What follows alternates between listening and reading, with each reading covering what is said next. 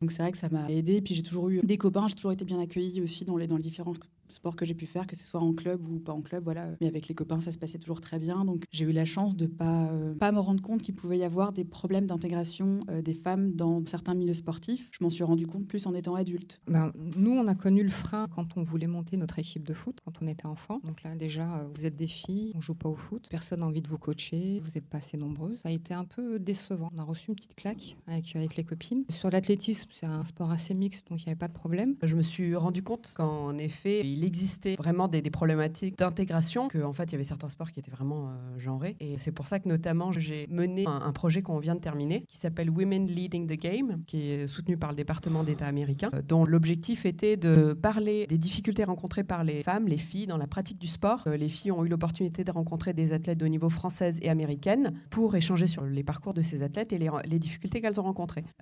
Où elles se sont rendues compte qu'en fait, on rencontre les mêmes difficultés partout, peu importe si vous vivez en France ou aux États-Unis. Et ça leur a permis d'essayer de dépasser un peu ces difficultés qui persistent encore aujourd'hui.